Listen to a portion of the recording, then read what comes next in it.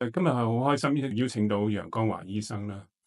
香港大學深圳醫院神經外科李永傑教授嘅團隊同我哋講解有關於磁波刀治療柏金遜症。咁首先楊醫生麻煩你介紹下李永傑教授嘅團隊同埋你自己俾大家認識一下。好嘅，Michael 你好，各位病友大家好，好高興嚟到 Michael 嘅節目。首先簡單介紹下我自己，我目前喺香港大學深圳醫院神經外科擔任高級醫生，係屬於李永傑教授團隊嘅。我哋團隊咧主要係柏金遜方面做工作啦。我哋團隊比較擅長 DBS、磁波刀等等技術嘅。今晚主要係介紹下磁波刀嘅原理同科普信息啦，回答下啲病友嘅問題。我哋團隊主要係包括咗神經內科、神經外科同埋放射科醫生，以及呢啲工程師等等。咁今日都好高興，我係代表成個團隊過嚟為大家解答有關於磁波刀嘅各種問題嘅。OK，咁首先第一樣嘢啦，可唔可以用最簡單、最容易理解嘅方法，同我哋所有嘅柏金遜病嘅患者講一下乜嘢叫做磁波刀咧？咁佢同一般我哋嘅傳統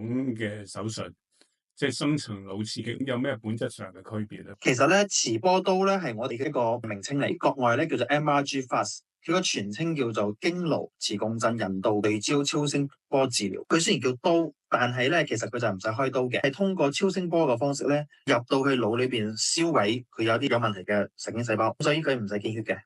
佢同 DBS 嘅手術咧最大區別咧就係佢係無創嘅，唔需要開刀，同埋咧佢係非常之精準嘅，同埋即刻見效。即係你做完治療之後咧，係馬上可以立竿見影見到效果嘅，同埋咧佢唔需要喺腦裏邊咧，或者喺身體裏邊咧，即係擺埋機器裝機器喺身體裏邊，唔需要有植入物。咁好啦，咁首先磁波刀個原理係磁波刀咧，其實佢嘅原理咧，即係通過好多個唔同角度嘅超聲波，通過磁力共振嘅引導之下咧，精準咁聚焦到大腦特定嘅一個深部嘅位置，我哋叫做靶點。咁通過加熱對呢個特定嘅呢個病變嘅神經細胞咧進行消融，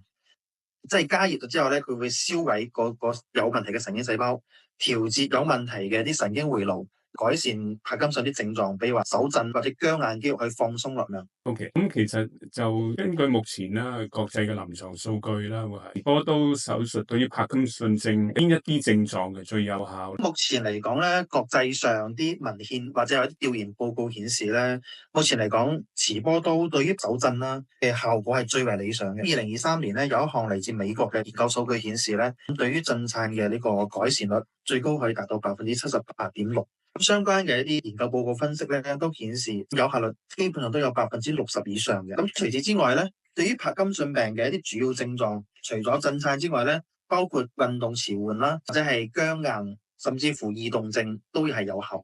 邊啲患者最適合做磁波刀咧？我相信好多患者都會對呢個問題係非常之關心嘅。咁目前嚟講，我哋覺得柏金遜症嘅患者咧出現，比如話藥後減退或者冇辦法忍受啲藥物副作用嘅呢種情況，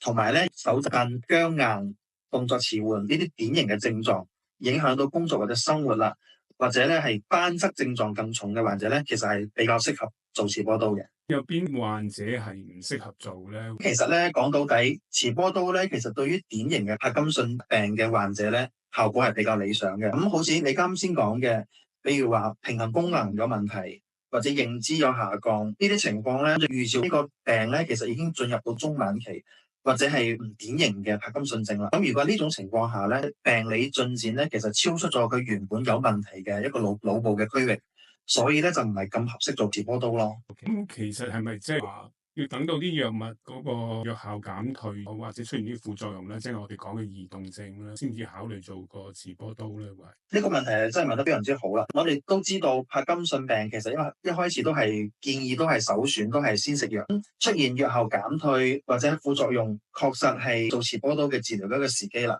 但係咧有啲人咧可能覺得佢食藥嘅情況下都冇辦法去應付佢日常工作生活，佢希望進一步提高生活質量。如果係咁嘅情況咧，就算佢食藥有效咧，其實都可以考慮做磁波刀嘅。OK，明白。亦都想問一問，磁波刀成個手術嘅流程，即係由我初頭去你哋香港大學深圳醫院裏邊嘅神經外科磁波刀門診第一次睇你開始，直至到我做完手術，咁成個流程會係要幾耐？幾時可以出院咧？會係咁一般嚟講咧，我哋成個流程咧就係大概係咁樣嘅。我簡單介紹下。咁一開始咧，我哋當然需要先喺我哋嘅門診先見過我哋教授啦，先確診下到底係咪柏金遜病。咁如果係確定同埋都適合手術嘅，咁我哋就可以安排日期，手術嘅日期噶啦。咁一般嚟講咧，慈波多嘅手術成個流程做落嚟咧，大概係2到3個小時。咁喺港大深圳醫院咧，我哋一般嚟講會安排患者會住院1晚，即係觀察做完手術之後要觀察一個晚上。以確保咧咩不良反應，如果都 OK，都非常之好，恢復都好好，咁一般嚟講做完手術第2天咧就可以出院噶啦。呢個大致係咁樣嘅流程。明白。做手術發射嗰啲磁波刀會唔會痛頭？啲頭髮要睇咁樣。呢個我相信都係好多患者好關心嘅一個問題咯。咁一般嚟講咧，我哋入院之後，我哋就會做一啲手術前嘅一啲準備工作，咁包括要睇下頭髮嘅。咁因為咧磁波刀咧，佢通過超聲波咧射入到個腦裏邊噶嘛。咁如果有頭髮喺度嘅話咧，佢就會影響到啲能量傳輸，會將啲超聲波反彈出去。就會降低啲能量嘅傳輸嘅效率，所以咧我哋一般嚟講咧個頭髮咧要剃得越乾淨越好，即係最好剃到成個光頭反光咁樣係最理想嘅狀態。咁一般呢個流程一般都係就喺住院之後咧手術前嘅一個晚上會完成嘅。呢個手術咧其實唔係需要患者做好多嘅配合，咁一般嚟講都係喺手術過程中咧，咁我哋需要患者譬如話揸住隻杯或者係要將個手舉起身，咁樣咧我哋要隨時觀察隻手震嘅情況有冇改善。同埋另外一個就係要睇下佢啲手嘅力氣有冇變差，即係睇下個能量射入去之後有冇啲副作用嘅反應等等。有時候都需要患者做一啲配合嘅，比如話要握下手，要佢數下數字啊咁樣，要測試佢各方面嘅神經功能有冇咩變化。一般係咁樣。正常多數嚟講咧，做治療嘅過程中咧，其實患者係咩特別嘅唔舒服嘅。咁少數人可能會有時都覺得個頭有啲脹、有啲痛，其實亦都係正常嘅一個反應咯。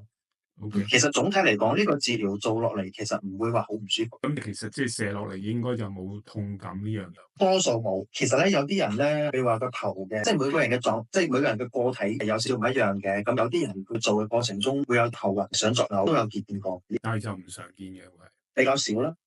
OK。好，磁波刀嘅精準度去到係幾多咧？會係同埋點樣確保咧唔會影響到其他腦部區域嘅功能？其實磁波刀咧呢個機器咧最值錢、最重要嘅就係佢嘅精準度啦。畢竟咧喺我哋腦神經系統咧係非常之精密，咁稍微微少咧，其實都可能會出大問題嘅。所以咧，其實磁波刀嘅呢個技術嘅精準度係要求非常之高，佢精準度可以達到1毫米以內嘅精準度，即係1毫米，大家可以想象係咁細嘅一個範圍，佢係達到1毫米以下，我哋叫做亞毫米級嘅一個精準度，係呢個手術最值錢、最重要嘅、最優勢嘅地方。咁至於點樣確保其他即係唔影響到其他功能嘅呢個問題咧，我覺得你呢個問題真係提得非常之好啦。呢個因為要迴避，即係話點樣做到呢個確保佢唔影響到其他功能。呢個技術咧係非常考驗手術嘅主刀醫生對於呢個腦部功能、腦部嘅解剖熟悉程度，所以咧呢個好考驗一個醫生嘅手術經驗嘅。通常咧，我哋會先確定好呢個即係我哋要做嘅呢個手術嘅一個手術方案，包括我哋要銷毀嘅有問題嘅呢個神經細胞嘅一個靶點嘅坐標。喺正式開始做，即係我哋正式消融之前咧，我哋多數會先通過低能量嘅一個超聲波進行一個試驗試打。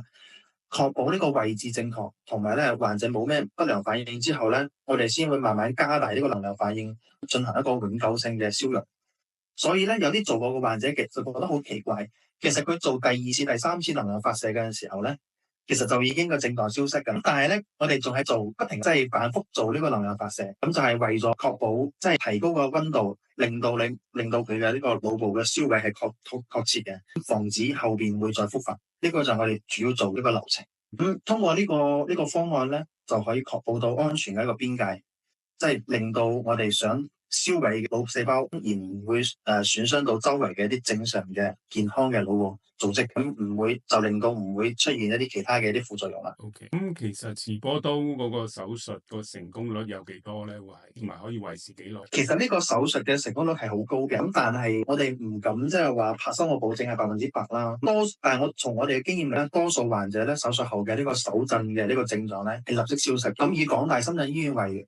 例啦。目前我哋已經開展咗大概75例嘅一個手術，咁基本上咧患者嘅呢個震嘅即係震顫嘅呢個症狀咧喺治療過程中都可以馬上消失。咁好可惜係有一例嘅患者咧復發，咁當然啦，仲未有完全即係觀察完成個呢個流程啦。咁至於長期嘅呢個效果咧，目前嚟講，理論上嚟講咧，磁波刀嘅呢個機制，因為係佢通過個燒毀咗腦神經細胞嘅，佢造成嘅係不可逆嘅一個損傷，即係熱凝固啦。咁理論上嚟講，佢應該係長期穩定嘅，即係做好咗就係做好咗。理論上就唔應該有復發嘅，但係目前嚟講咧，喺國際上嘅呢啲數據咧，咁呢個改善率大概都係70%以上。雖然係好高，但係都係有少數患者可能會出現復發嘅情況。咁呢個特別係柏金遜，因為係一個退化性嘅疾病啦，咁隨住時間病情本身都會進展，所以咧少數患者出現復發都係有可能。咁呢個就取決於成個呢個疾病嘅一個進展速度同埋每個人個體嘅一啲差異咯。OK，咁有冇即係嗰一例嗰個其實冇話咩原因佢復發咧？呢個都係有啲原因嘅。咁呢個患者佢本身係 SDR，即係我哋叫即係顱骨密度比呢個指標咧，其實佢係爭少少嘅。呢個爭少咧就可能令到個超聲波能量透過頭骨之後個能量嘅一個轉耗率咧比較高少少，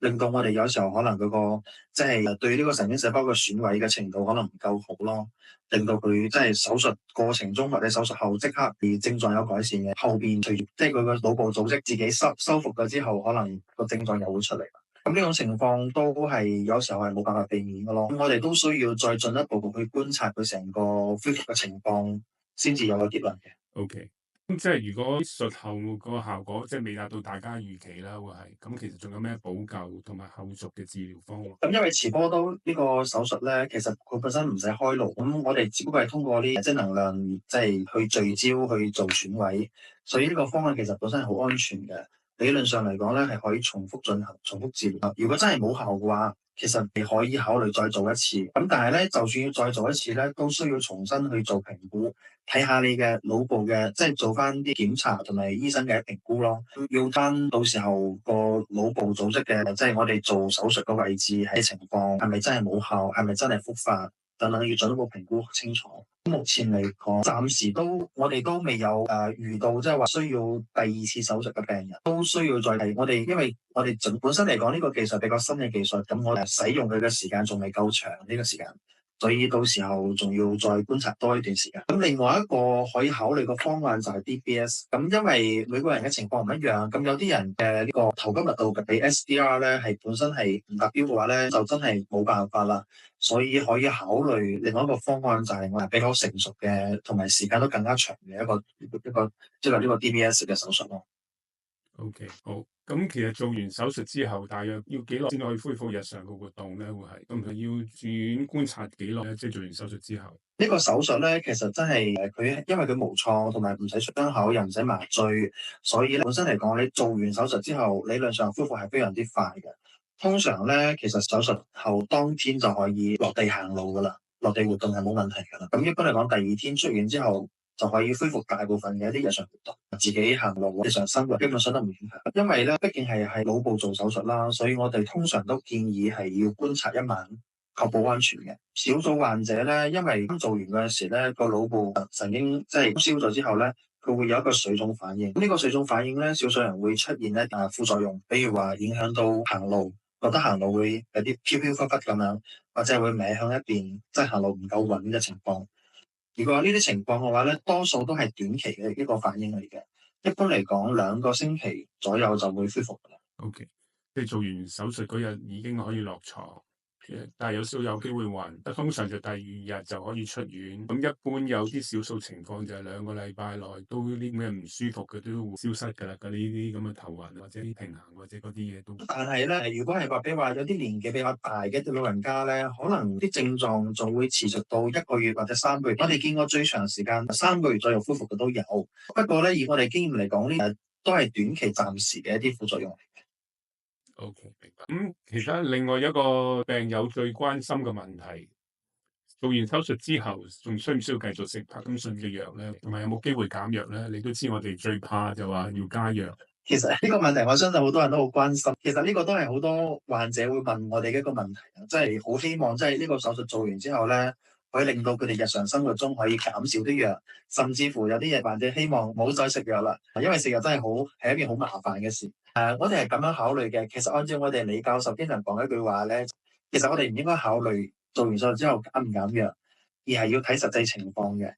比如我舉個好簡單嘅例子嚇，比如話我哋手術前已經食嘅藥係非常之多，咁我哋做完手術之後，如果症狀有一個好好嘅改善咧，比較多藥，即係呢種情況下咧，就可以慢慢減少少藥量，令到佢適應翻新嘅生活方式。咁但係咧，如果佢手術前咧本身佢食嘅藥都係好多嘅，譬如話佢有啲人佢本身嘅症狀比較嚴重，但係佢食嘅藥又唔夠嘅話，咁呢種情況下咧，做完手術之後咧，都係需要有一定嘅藥量去維持嘅。咁呢種情況下，可能就冇辦法去減呢個藥啦。所以我哋一般嚟講都需要睇實際情況。咁通常嚟講，我哋做完呢個手術之後咧，都係建議大家唔好即係話，因為好多人做完手術之後，佢就會覺得好開心，因為個症狀有一個好明顯嘅改善，手又唔震，佢僵硬又好好多啦。咁可能佢就好心急想馬上減藥。咁我哋就有啲擔心咧，你把減藥減得咁快咧，可能會到時出現一啲唔舒服嘅情況。我哋就搞唔清楚究竟係你話係手術引起㗎，定係你減藥引起嘅，定係水腫即係腦水腫引起嘅呢啲情況。所以我哋通常建議咧，做完手術之後，繼續按照手術前嘅一個方案咧，食得多一段時間先，譬如話1個月或者3個月，到時翻嚟我哋醫院咧覆查咗之後咧，我哋就根據你嘅情況，會俾你啲建議睇下點樣調整翻個藥物嘅方案咯。理論上嚟講，確實係有機會減少藥量。OK，即係通常就1個月做完之後，要1個月就覆診，就睇情況，咁再到時候再評估個藥個要唔要減或者繼續食咁樣，到時候你哋嘅團隊咁樣去決定咁樣係。係冇錯。OK，好啊。但係有啲人又驚啦，即係你都講啦，即係個帕金遜症係一個持續性嘅一個退化咧，可能做完之後咧，咁可能啲症狀會翻返。咁其實做完磁波刀之後，如果未來係需要做 DBS 嘅，其實仲可唔可以做咧？會唔會有咩影響？其實咧，做完磁波刀嘅患者咧，因為佢嘅腦部就係單純嘅一個幾毫米嘅一個損毀嘅個即係個靶點嘅一個留低嘅痕跡啦。所以理論上嚟講，對佢其實冇咩大嘅影響嘅。所以咧，如果真係有需要嘅話咧，其實真係可以再接受 DBS 手術嘅，其實係唔影響嘅。包括咧，佢做完磁波刀手術之後咧，以後比如話要做其他嘅腦部手術，或者係話要做核磁共振嘅檢查等等，呢啲都冇問題。咁但係咧，我哋調轉過嚟講，如果係做 DBS 手術之後咧，因為佢身體裏邊裝咗個機器，咁如果到時候要做磁波刀就比較麻煩啦，因為嗰啲能量有可能會即係會受到啲機器影響，可能就冇辦法做。咁目前嚟講，做咗 DBS 手術之後，可能就易再做磁波刀手術啦。你可唔可以講一講3個最簡單嘅標準，啲病友都知道自己係咪適合磁波刀？咁呢個問題咧，其實首先我覺得咧，患者自己即係判斷做唔做到磁波刀咧，係比較困難嘅。因為呢個技術咧，首先佢涉及到係帕金遜症啦。咁呢個病咧，首先佢係需要即係比較專業嘅醫生去做判斷。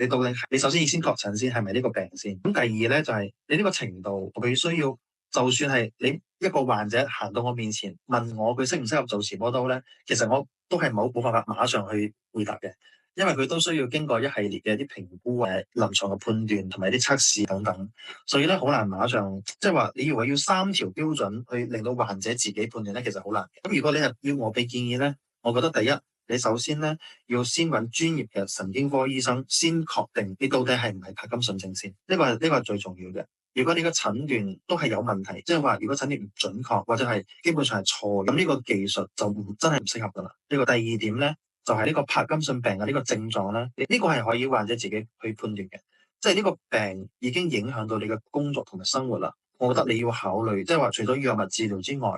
如果你想進一步改善你嘅狀態嘅話咧，你就可以考慮外科嘅手術去干預啦。咁第三點咧，就係呢個評估需要專業嘅磁波刀團隊嘅醫生去評估，因為佢有非常特殊嘅一啲評估工作。所以我覺得3點，第一要先確定呢個病呢個診斷係咪正確嘅。第二，你個症狀已經影響到工作同生活啦。第三，由專業嘅磁波刀團隊嘅醫生去幫你做評估，就係呢3點。OK，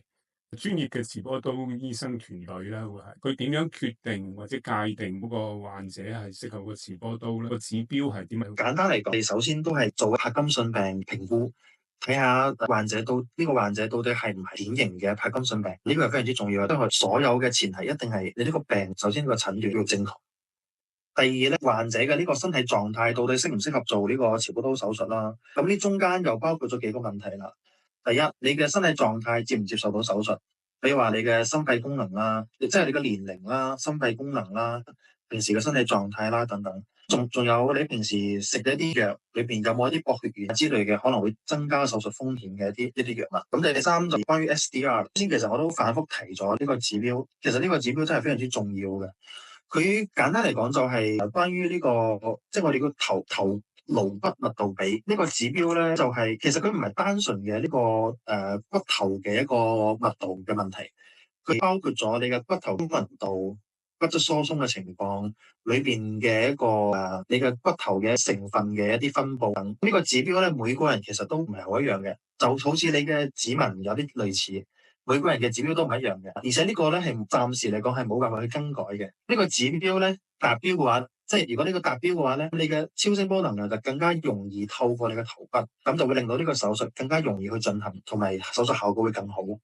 如果呢個指標咧唔達標，夾硬做呢個手術咧，呢超聲波能量咧根本上就透唔過你呢個頭骨，咁樣咧就會令到呢個手術咧根本上就係冇效果。或者話我哋手術失敗啦，或者係做完手術之後有效果，但係都好容易復發，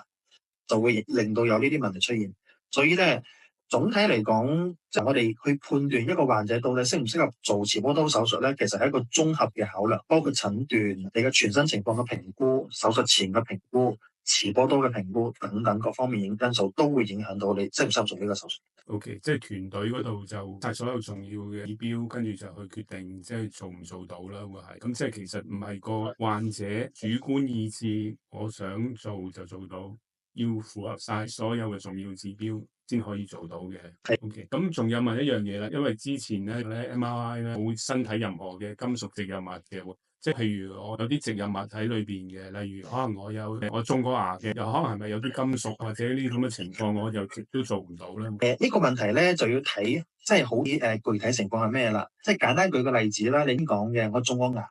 即係如果你係種一隻兩隻咁樣，其實就唔係咁影響嘅。我哋之前都有患者係有種過牙，跟住做呢個磁波刀手術，其實係咩太大嘅問題。咁如果心臟有起搏器之類嘅咧，做嘅過程中可能要關機。咁目前我哋就暫時未有患者有呢方面嘅一個問題。同埋，如果係你個頭裏邊有植入物嘅話咧，多數情況下可能真係唔一定做到，我哋真係要進一步評估清楚先至知道，我哋先再研究先確定啦。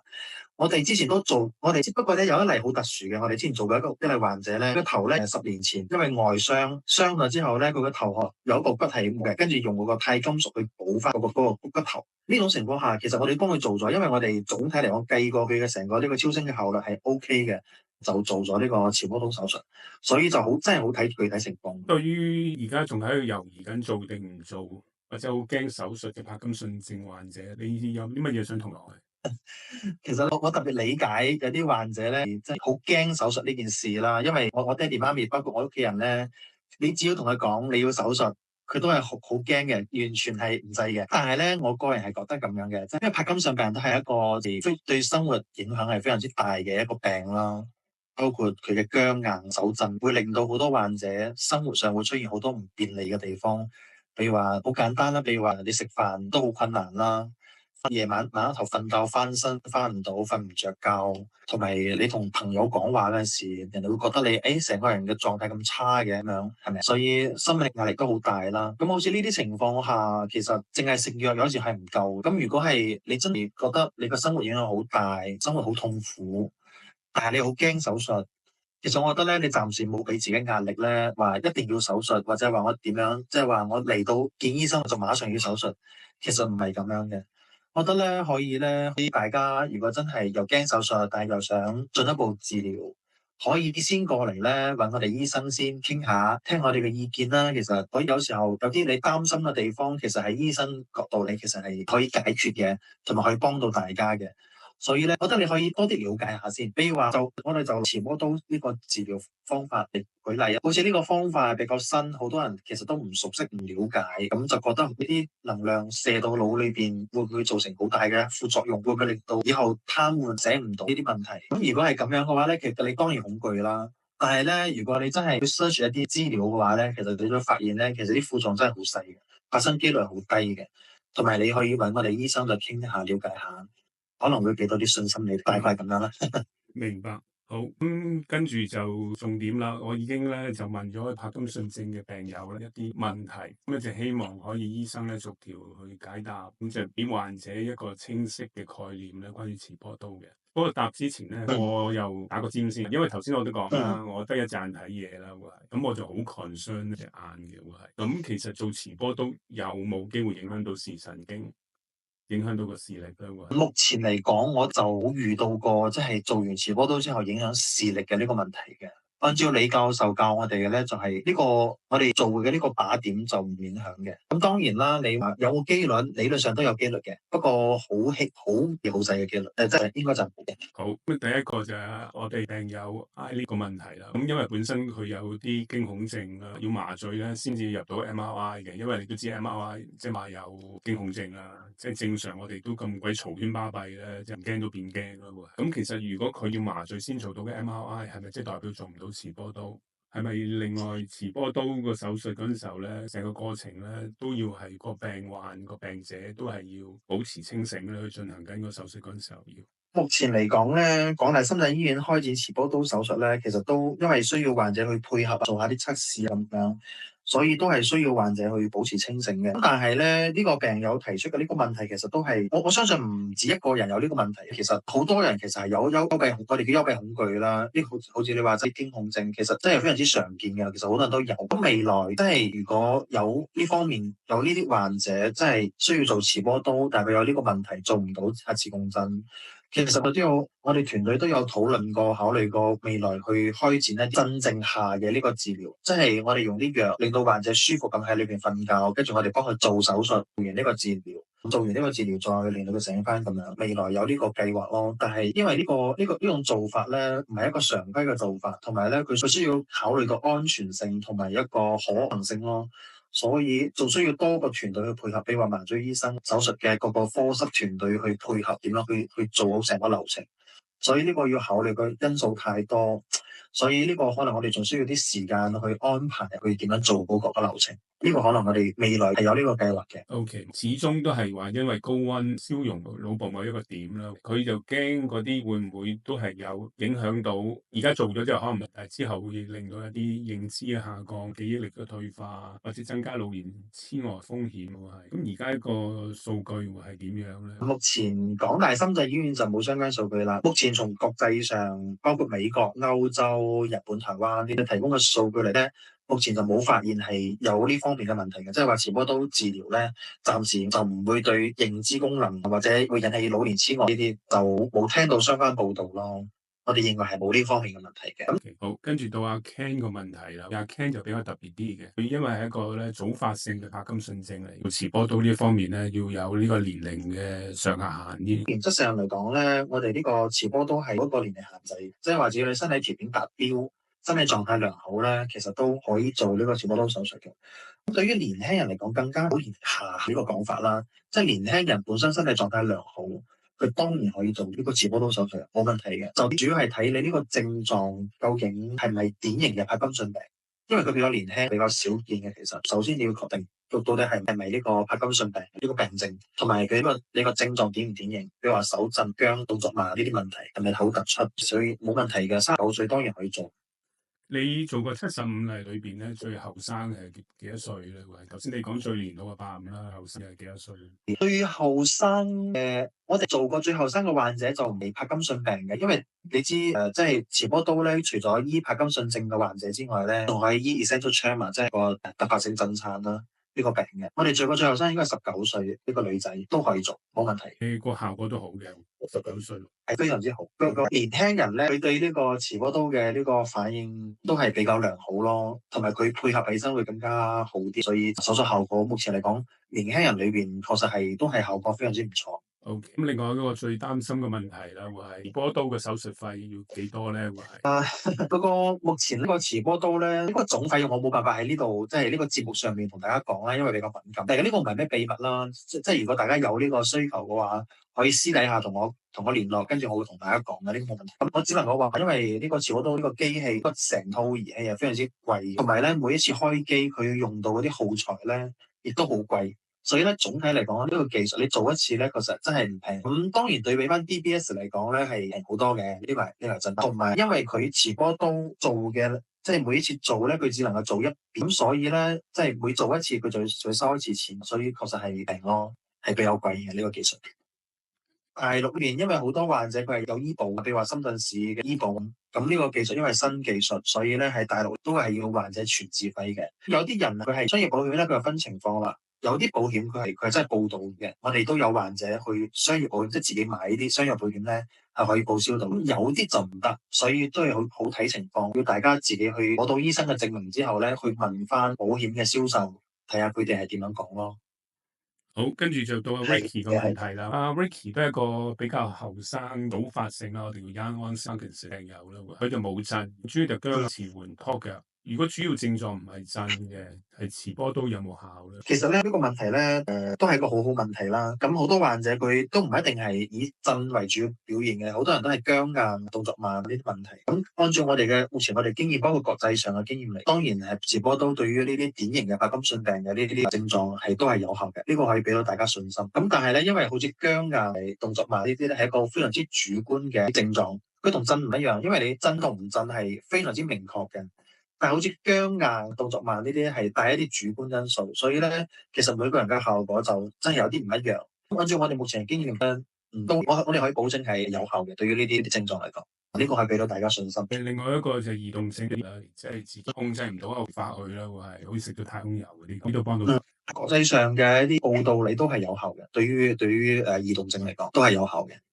O.K. 好啦，咁啊 Ricky 話 Betty 有個問題啦，會係因為頭先你講咧就話做單側治療嘅，即係單一邊。咁其實如果係咪可以左右兩邊都做第二轉或者做手術，定係話如果佢已經發展到兩邊都震嘅，咁其實已經係唔適合做？我相信咧，好多患者都有呢個問題，即係因為帕金遜病好多人都係兩邊都有問題嘅，即係佢一般係一邊先出現問題啦，一邊更加重，但係多數人佢兩邊其實都有問題嘅。咁對於呢種情況下咧，我哋同患者交代嘅都係你一次只能夠做一邊，即係譬如話你左手更加嚴重，你就做右手更加嚴重做右手。咁點解唔可以兩邊一齊做咧？係因為呢個手術咧本身嚟講都係對腦部啲神經線要做消融，即係要通過熱量去燒死啲壞死即係啲有問題嘅細胞。咁如果兩邊都做嘅話咧，我哋係好擔心，即係會出現一啲意料之外嘅一啲問題，比如話影響講話、影響行路等等。所以目前嚟講，唔單止中國大陸呢邊，包括美國、歐洲呢啲地方，國際上都即係你治療就係做一邊嘅。咁如果你係真係覺得一邊嘅效果非常之好，你想做另外一邊嘅話咧，其實係可以。咁但係至少要隔半年到一年。咁我哋要根據你恢復嘅呢啲情況，比如話你嘅腦部嘅核磁共振已經顯示咗你嘅腦部嘅神經線已經恢復得好好啦，冇問題啦，冇其他症狀啦、副作用啦，咁我哋就可以安排你做下第二次，呢個冇問題嘅。目前我哋都有做兩次嘅患者，都係效果非常之好嘅。咁一般嚟講咧，按照我哋嘅經驗咧，其實做一邊其實已經可以解決多數人70%-80%嘅生活上嘅難題㗎啦。所以咧，到底需唔需要做第二邊咧？即係做另外一邊咧，其實而可以再根據情況再睇你自己個人嘅呢個需求先至決定啦。另外一個咧就係好多人問我哋嘅問題咧，就係醫生我到底兩邊做邊一邊更加好？即係譬如話我生活上用右手用得多。但係咧，其實我左邊更加嚴重，咁你點算咧？我哋多數會俾患者建議就係，因為醫生係冇辦法幫你去做呢個決定嘅。但係我哋嘅建議咧，就係你可以考慮，即係話你從一個角度考慮啦。第一，你嘅生活上邊一邊醫好咗之後，會令到你生活更加舒服、更加便利。第二個就係你自己個人嘅一個選擇啦，即係你自己想做邊一邊，呢個係俾大家自己可以去考慮嘅選擇。O.K. 咁我又加多條問題啦，因為震顫咧一般嚟講咧就表現喺啲手或者可能有啲腳。咁其實柏友咧仲有一個問題咧，就塊面咧都有機會震。咁其實呢個持波刀都可唔可以都係同時間都可以 stop 到呢一個嘅震顫咧，或係面部肌肉嘅震顫？面部肌肉震顫咧就係一個比較複雜、比較多因素影響出現嘅一個症狀。佢同手震係唔一樣。比如話你左手嘅手震，佢就係由右邊嘅大腦，我哋個丘腦嘅某啲神經細胞控制嘅。佢個位置比較固定，同埋比較個位置係比較容易穩啲。咁而面部就唔一樣啦。面部咧呢個震咧就係由兩邊大腦控制嘅，即係兩邊嘅神經線可能都有。所以你如果係想控制面部嘅呢個震咧，你如果單純做一邊嘅話，可能效果就唔理想。可能如果按照呢個原理嚟講咧，你做一邊嘅呢個手術，可能會令到你嘅面部或者嘴嘅呢個頭呢啲震咧症狀大約改善50%左右。OK，一般嚟講，希望個完全醫好呢個面部或者係個頭震咧，可能需要做2次手術，將兩邊嘅都處理咗之後，可能會有一個比較好嘅效果。OK，咁我又突然間就諗到一個問題啦。一般拍友咧，都有另外一個嘅症狀咧，都好普遍咧，就係個嗅覺嗰度會差。磁波刀可唔可以幫助嗅覺呢一方面咧？目前根據啲數據，估計係冇咩太大嘅作用對於呢方面。OK，咁其實頭先我講嘅面震嗰度，亦都關於咧有啲會流口水嘅情況，有啲朋友。咁其實改善咗面震，應該理論上都可以改善到流口水呢方面嘅情況啦。呢個我確實就冇太多經驗啦，但係流口水呢啲可能同面震又唔一樣喎，估計可能對於流口水呢啲症狀可能冇咩太大嘅幫助咯。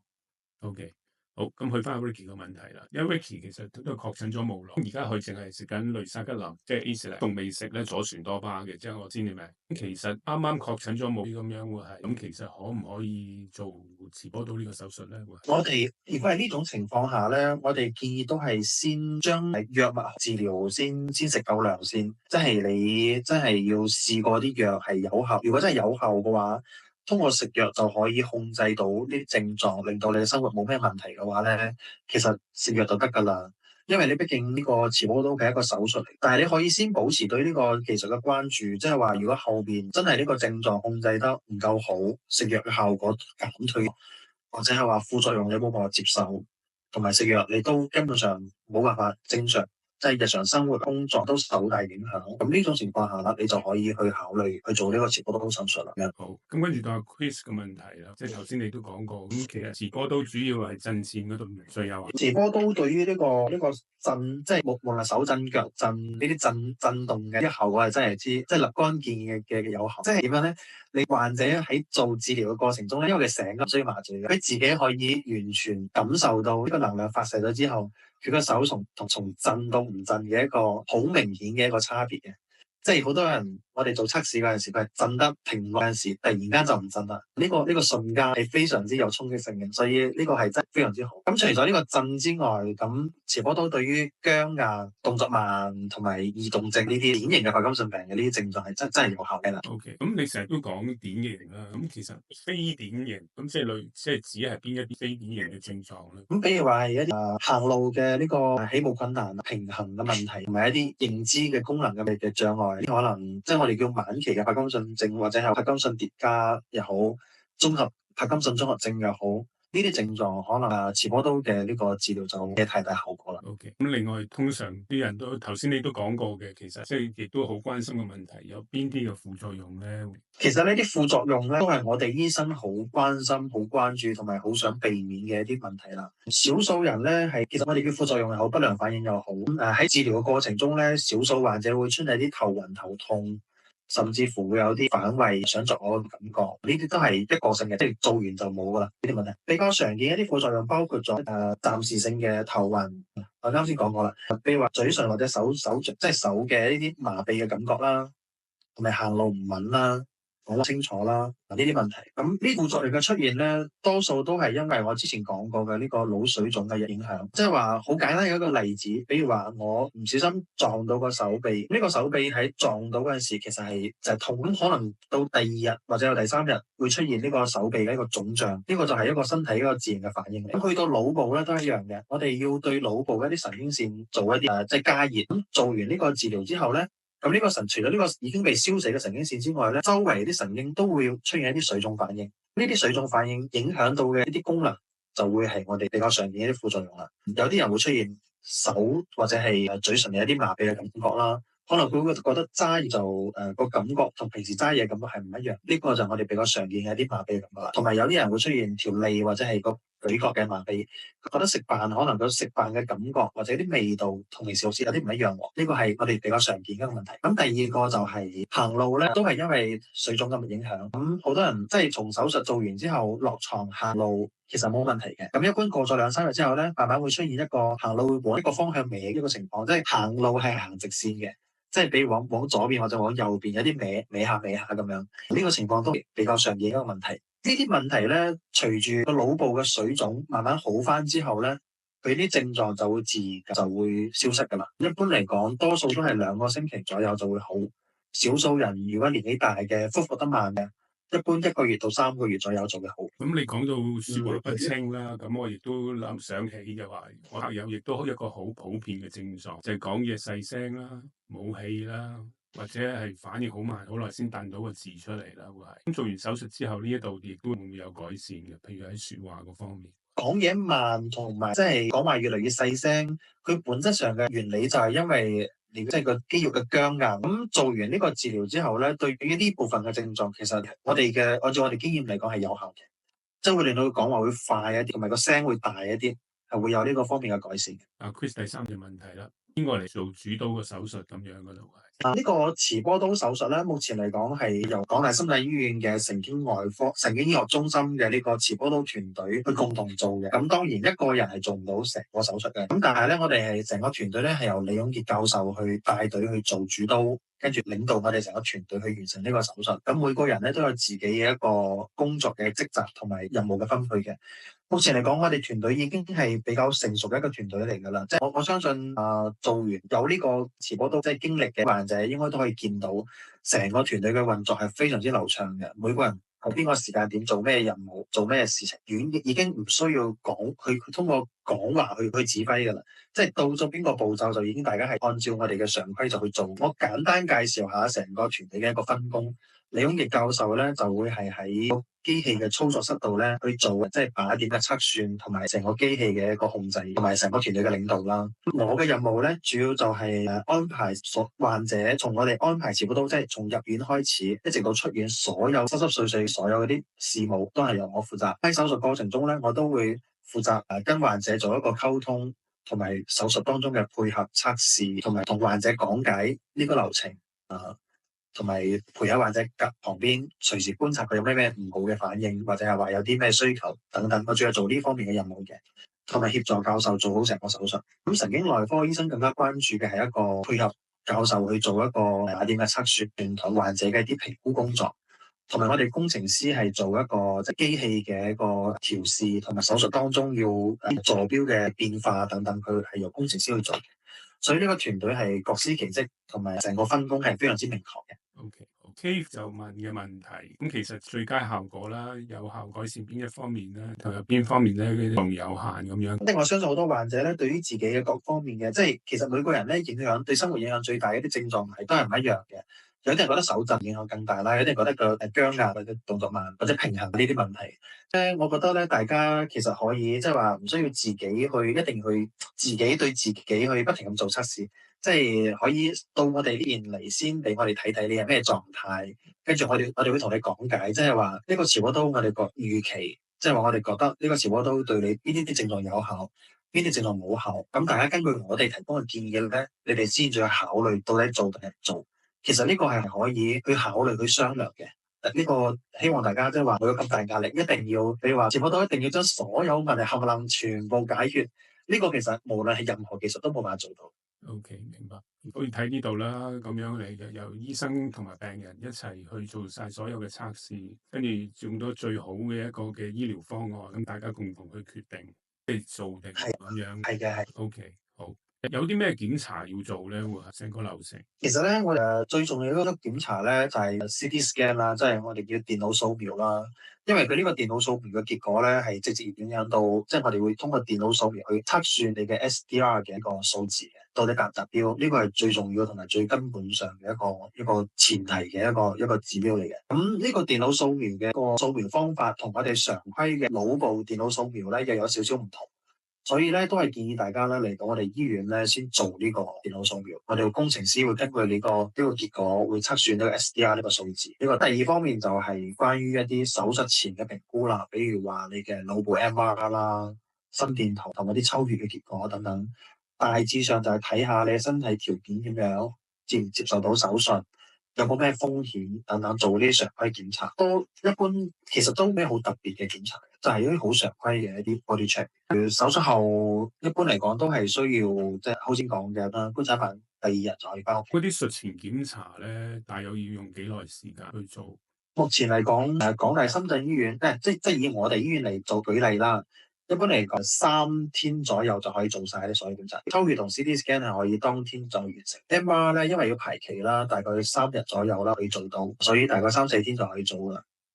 就可以完成噶啦成個。即係其實呢個術前檢查全部門診嘅，即係唔使住院嘅，定係做手術嗰係因啲為其實咁樣安排嘅一個考慮咧，就係因為你知啦，你住院嘅話住一晚啲住院費又貴，其實冇必要為咗做啲檢查特登要提前幾日過嚟住，所以我哋多數安排喺門診就將啲檢查做檢查或者排期嗰陣時，大家可以喺屋企啊嘛，咁樣住又住得舒服啲，做晒啲檢查啦，做咗準備工作啦，到時先嚟辦住院，跟住咧一般嚟講我哋就係，譬如話你第一日住院，第二日手術，第3日出院，所以基本上住院嘅時間就係3天2晚咁。OK，咁但係咪年紀大嗰啲就要住院做檢查咧？因為嗰陣時候 Raymond 講好似要住幾日喺度做啲檢查咁樣。係啦，一般嚟講咧，我哋建議住院檢查嘅咧有兩種情況。第一個就係年紀大啦，譬如話心肺功能有啲擔心，同埋要有啲其他要增加幾項檢查項目。咁呢啲如果喺門診去排咧，你就要不停咁反覆嚟來回醫院咧，就太麻煩啦。所以我哋就會建議住院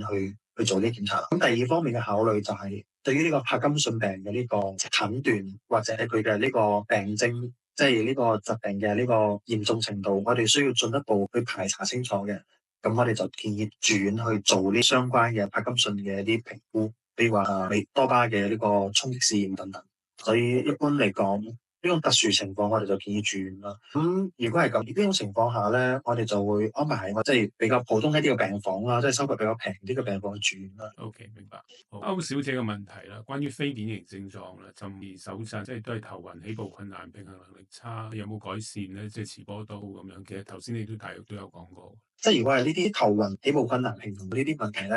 按照我哋目前嘅經驗或者我哋揾到一啲資料咧，就持波刀就幫助唔大。咁但係都要睇翻實際情況啦。即係比如話起步困難、有啲平衡差，有冇可能係因為你嘅僵硬症狀即係引起嘅？如果係咁樣嘅話，如果我哋做持波刀，令到你僵硬嘅症狀有改善，或者都會令到你行路會好翻啲嘅，有時候都有機會嘅，所以要睇情況咯。最好係我哋評估下，先至俾到你建議好啲嘅。如果淨係咁樣問嘅話，我哋都係覺得可能持波刀都係效果唔係咁好咯。OK，好，跟住有 France 嘅問題啦，會係咁其實本身有中風史，即係曾經中過風，又有柏金遜病，咁可唔可以接受持波刀嘅治療咧？舊中風嗰個受影響嘅位置會唔會影響到個定位咧？呢種情況咧，因為你知道中風係即係腦部因為供血唔好，令到啲腦神經細胞壞死嘛。咁要睇佢中風嘅位置究竟喺邊。比如話你中風嘅位置啱好就係喺我哋要做治療嘅隔離，或者係個能量發射嘅路徑上面等等，咁有可能會影響到呢個持波刀嘅治療咯。但係如果係即係個位置唔係咁影響，其實都係冇問題嘅。所以我要睇翻你嘅核磁共振，睇下你嘅呢個中風嘅位置到底喺邊度，同埋你嘅範圍有幾大，影響有幾大，同埋你目前你嘅狀態。比如話你嘅中風對你造成咗幾大嘅影響，比如話有啲人中咗風之後會出現偏癱嘅，呢個持波刀治療究竟對你有幫助幾大？呢啲都係要綜合考量。OK，好，最後一條問題啦。Jess 係我太太啦，最擔心咧會唔會影響到其他射落去，會唔會影響其他腦部組織，影響其他嘅功能啦？因為佢成日都問我啲問題，你記唔記得呢件衫喺邊度買嘅？跟住之後，哇，梗係唔記得啦，點會記得啊？就話冇記性，即係其實頭先你都講過，其實咧都有5步嘅安全保障嘅，咁其實唔會影響嘅呢啲。因為咧，其實個咧又講翻轉頭啦，即係呢個技術咧係一個新嘅技術，呢個持波刀即係目前中國大陸呢邊就係2022年開始有呢個技術嘅，咁國際上其實都係10幾20年嘅歷史噶啦。呢個技術雖然係新技術，但係咧佢呢個原理咧就唔係一個新嘅原理，即係話通過熱量去燒呢個神經細胞呢個技術，呢個原理唔係一個新原理嚟嘅。其實喺大陸幾廿年前都有一個技術叫做細胞刀，我唔知大家有冇聽講過？呢個細胞刀咧，即係學名咧，呢個叫做咩？腦深部嘅一個射頻燒肉呢個技術，佢就係通過腦部開顱手術，做一個微創開顱手術咧，擺支針落到嗰個靶點度咧，通過射頻去燒咗一啲腦細胞。佢係有創嘅技術，咁都同呢個原理其實係一模一樣。佢只不過係從有創變成無創，變成而家嘅呢個持波刀，係一個技術上一個嘅進展。所以咧，其實呢種原理，即係話通過燒一啲腦細胞去治療呢個帕金遜病呢個技術，其實已經唔係一個新嘅技術，已經係好多年嘅歷史啦。咁從呢個以前嘅呢個有創嘅呢個治療方案一個歷史嚟咧，其實都係非常之安全。即係做完呢個消融手術之後，基本上呢個副作用係比較低嘅。OK，咁磁波刀嘅呢個做法，包括我哋先定坐標，跟住低能量，跟住高能量，同埋集中嘅測試評估，各個方面去確保呢個安全嘅邊界，唔好影響到周圍嘅組織同埋副作用嘅出現，係有安全保障。OK，所以大家係可以有啲信心。呢個就安心啦。好，一個總結啦，咁樣會係咁。其實磁波刀嘅治療要點係啲乜嘢？呢個磁波刀嘅治療要點簡單總結下，就係佢嘅呢個核心優勢啦，就係無創啦、精準啦、即刻見效，同埋咩植入物啦。咁個最佳嘅呢個適應症咧，就係一個典型嘅帕金遜病，同埋咧以手震即係震顫為主要症狀，因為效果減退或者係副作用冇法衍生到副作用嘅呢種情況，係最適合做磁波刀嘅，同埋嗰個效果係非常之好嘅。安全性嚟講，啱先都解釋咗，就係呢個精準度去到亞毫米級別，同埋副作用係非常之細，總體係咁樣。OK，咁今日就多謝晒阿楊醫生嘥咗呢啲寶貴嘅時間咧，同我哋做一個科普啦。咁我哋可以更加了解到磁波刀係啲乜嘢，可以幫到邊一方面嘅手，邊啲大就唔好嘅效果咁樣，即係俾我哋都有一個簡單嘅認識。咁當然呢一個係一個分享啦，係個科普啦，會係唔係一個醫療嘅建議啦。咁所以如果大家即係想繼進一步去認識咧，就即係大家就去聯絡翻香港大學深圳醫院神經醫學中心。咁有阿楊醫生嘅電郵啦，你可以睇翻個電郵，咁樣咧就可以或者直接去你個門診啦，進一步嘅專業評估啦，跟住做測試啦，跟住咧就尾一個啦個性化嘅醫療方案啦，就希望可以幫到大家去解決咗帕金遜症帶俾我哋嘅生活上嘅不便，咁希望可以即係幫到大家朋友呢一方面，去令到我哋可以脫離帕金遜症嘅一嘅折磨啦。其實咧今日咧真係好高興嚟到 Michael 呢個節目咧，去同大家做一個講解。因為咧，我覺得即係帕金遜症咧，對於呢個生活嘅影響確實係非常之大。我哋見過好多老人家呢個病嘅晚期係非常之可憐，同埋即係影響到成個家庭咯，成個唔單止病人自己啦，同埋患者家屬啦等等都會受好大影響。